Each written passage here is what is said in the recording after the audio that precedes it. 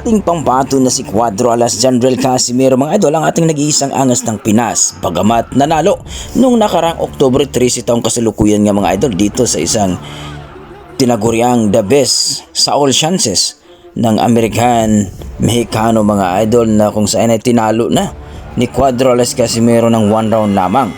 Walang nagawa itong Mexicano mga idol kundi tinigil na lang referee dahil na knockdown pa ito at binaba na ang kamay. Marami po ang nag-expect mga idol sa panalo ni Cuadro Alas Casimiro na pagiging ranking niya ay magiging tataas na ito sa ranking mga idol dito sa WBO at WBC. At dito nga mga idol na nag-expect po ang lahat po mga idol na ito si Casimiro ay magiging number 3 o magiging number 4 na ito mga idol dito sa WBO. Pero ngayon po mga idol ay naglabas na po ng ranking itong WBO na si Casimiro ang ating angas ng Pinas mga idol ay nanatili pa rin na rank number 6 dito sa WBO. Hindi man lang inangat kahit isang rank mga idol. Mabuti pa itong si Pilipos ni Tomba. Mula ng rank number 9 ay naging rank number 8 dahil tinalo niya itong si Ugoni mga idol. At dito mga idol marami talagang nagulat labas na ranking ng WBO mga idol. Wika nga nila ay hindi daw ino-honor ng WBO ang pagkapanalo ni Cuadro Casimiro sapagkat hindi daw nakuha ang timbang dito sa 122. Well mga idol, hindi talaga magandang balita ito sapagkat alam naman natin na si Cuadro Casimiro ay gustong umangat sa ranking para makakuha ng belt dito sa WBO.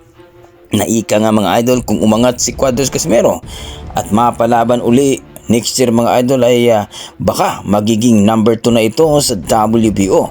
Pero mukhang napurnada mga idol.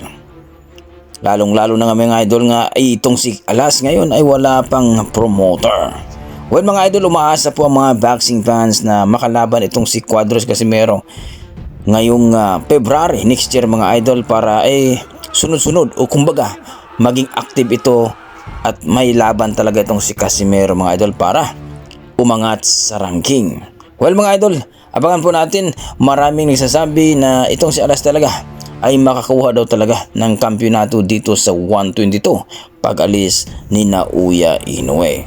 Sa kabilang banda mga idol, etong si Naoya Inoue nga at si Tank Davis mga idol ay kung magkasundo daw itong kampo ni Naoya Inoue at ang kampo ni Saudi promoter mga idol si Alarcik ay pwedeng mapalaban sila. Kumbaga big fight ito mga idol sa catchweight ng 130. Kumbaga mga idol bababa itong si Tank Davis sa 130 at itong si Naoya Inoue ay aakyat sa 130. Kumbaga sa super featherweight division mga idol.